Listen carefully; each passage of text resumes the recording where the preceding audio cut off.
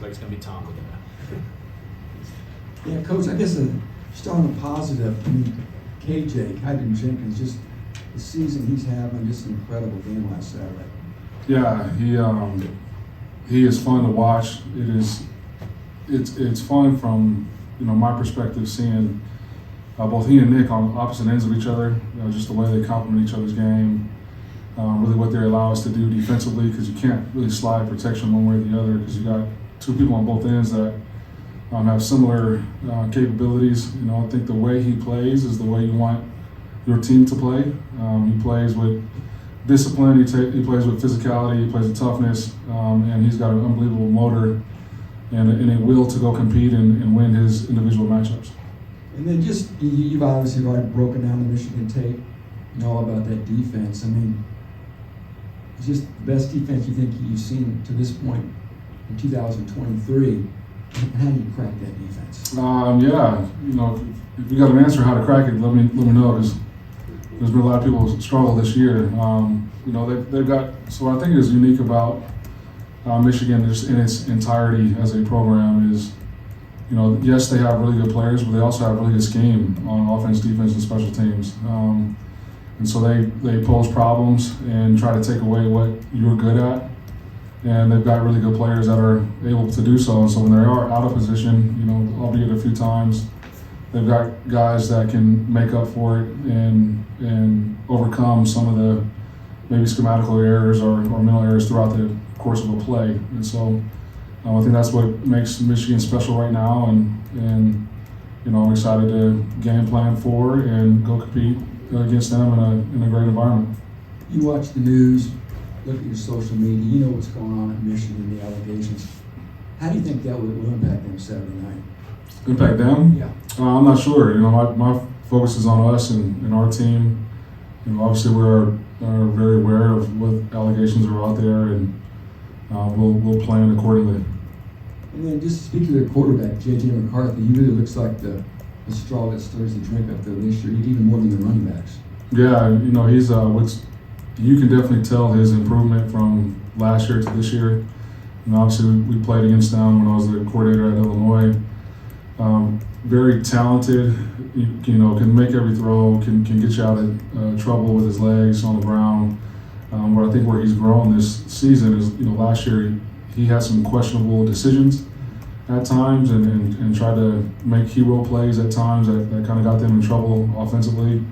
You don't see him making those mistakes this season, so he just looks like he's more seasoned, looks like he's more mature, and has a really good understanding of not only what they're trying to get done schematically, but what the situation they're in on the field, what's the down and distance, what area of the field are they in, and so that he doesn't make mistakes. And so, he's playing the way he's playing because of his talent and because of his progression this season.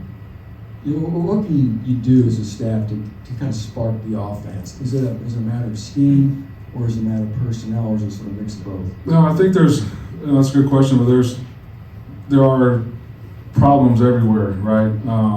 There's some things I think we can do schematically to calm us down a little bit and take advantage of some opportunities when they present themselves in games. And then we also just as a roster need to execute the plan.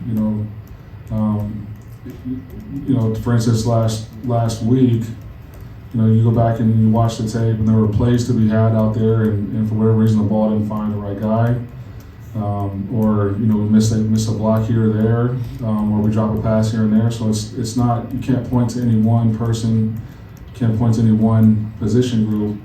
I think that's where, as a team, we've got to all get on the same page and take accountability for doing your individual job and doing it at a high level. And so we talked about really trust and belief and confidence in what we're doing, no matter the outcome of the previous play. You gotta go back and reset and refocus and retrust the plan, your teammates, and your own ability.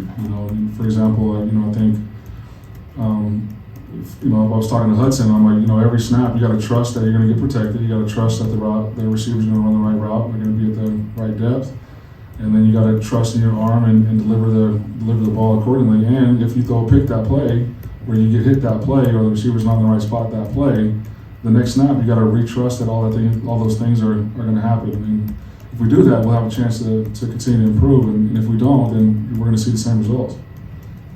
After the loss on Saturday and then looking into Michigan this week, just what's kind of the mood of the team right now? Yeah, I think naturally there's frustration, there's anger, there's disappointment. I did think that we had a very productive meeting on Sunday. We sat in and watched the game in its entirety as a full team, staff, players, coaches alike, and really talked through every play, the good, the bad, the ugly, and what we need to accomplish in those certain moments. I think we aren't playing like complimentary football right now, and I believe that's been the case this season for whatever reason. You look at earlier in the year, I thought offensively we were a little ahead of where we are defensively, and they were making plays, and we were struggling on defense. And sort of as the year has gone, you see the defense is starting to hit its stride and make some plays, and now we're struggling a little bit offensively. So. Just got to continue to put our head down and go to work and improve in areas where we see we can improve right now, and continue to go compete and fight. Like that's what I want to see moving forward. I want to see guys fighting to go win a ball game, and not waiting to see what happens or hoping that some spark happens and some sort of magical recipe to kickstart us. Like we got to go out there with the mindset of kickstarting ourselves, and so. That'll definitely be the focus this week. How do you make sure that nobody's getting too low on the lows and that they kind of keep a level head? No, that's my job as the head coach. I found, especially with this team, like you have to let them ride the highs throughout the course of the game and some of the momentum plays. I think we feed off of that, and when we do have some momentum, and then it's my job, when we get into the lows, to bring us out of there. And it's.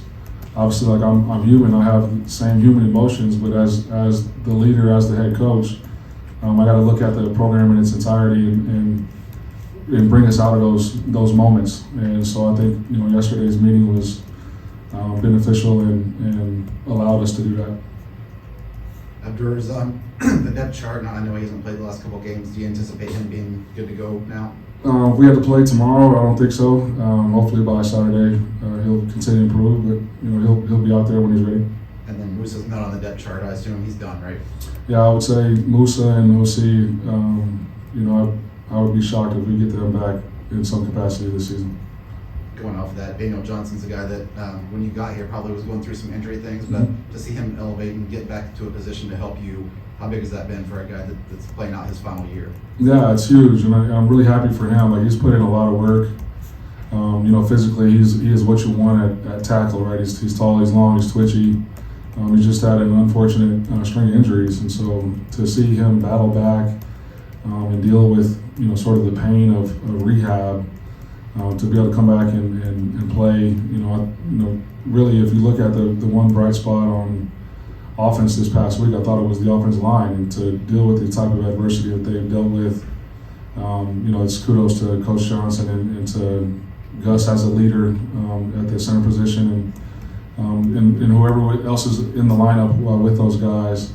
I felt like they gave us a chance to be successful on offense, and it just goes to show like that's what happens when you work together and you work hard and you go fight.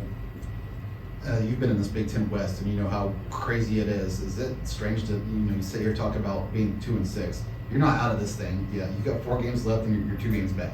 Yeah, I mean, right now you really can't pay attention to the record. Our focus right now is like we need to improve. You know what I mean? Like that. It was maddening Saturday to come off a bye week and put forth that type of performance as a team. Like obviously there were positives in there at times, but this is a team game. It's a team sport, and we need to get better, and so that is the focus, and we'll make sure we do so. Looking ahead, I know you're looking at one game at a time, but when you look at the makeup of your defense, and you've got a sophomore Nick Scorton, a sophomore Yanni Karlaftis, a freshman at cornerback, freshman Dylan Thieneman, you got to feel really good about where this thing is going on that side of the ball. Years down the road when you get done with this season and into the spring, right? Yeah, I mean, on both sides of the ball, really. Like we're playing a lot of young guys. You know, when I got the job, the goal is, or for me and the administration is to set up this program where it can have long-term sustainable success, right? And so every decision that we are making is with long-term in mind. Like obviously everybody wants to win right now and win big right now, and that is the goal. But you got to go through the process, and we do have a lot of freshmen that are playing on defense. You look at offensively, we got, Max Clare was a redshirt freshman, and he was playing really well before he got hurt. Hudson's got years left of eligibility. You've got George Byrne is getting more snaps at tight end. We've got some freshman wideouts that are doing well. Tibbs is inserted into the lineup now. You just mentioned all the guys on defense. And so I do think, we will continue to improve, and those guys will continue to learn and get better. And that is the goal, is to get better year in and year out. And I think the experience that we're gaining from some of our younger players will be monumental to this program and our success moving forward. Any more questions for Coach? Devin had his 7th fumble. But you guys just got to keep feeding him the ball. He's a lot of way. Yeah, it's unfortunate. That was one of the areas though where we did play some complimentary football. He fumbled and we were able to go 3 and out, get the ball right back. So, it's a teachable moment too. Like early in the snap, he had it high and tight, exactly how you wanted. He makes a guy miss and it kind of gets loose to the side. And it's never the guy you see that's causing the fumble. It's the guys that you don't see that are chasing from the stack and kind of punching the ball out from behind. And so, to me, that's a technique deal. We can coach that up. But you're absolutely right. You gotta keep feeding him. You gotta continue to obviously hold him accountable. But he's not out there fumbling on purpose, right? And he got some hard-fought yards later on in that game, and nobody was more upset that the ball's on the ground than him, I promise you. You mentioned, I think, post-game on the blocked field goal. You thought it was a case of a poor snap. Was that upon further review? Yeah, it was a little bit high snap and then a bobbled hold, and so it's hard to get that up in the air, It's unfortunate. Anything else? All right, thanks, Coach. All right, Thanks everyone.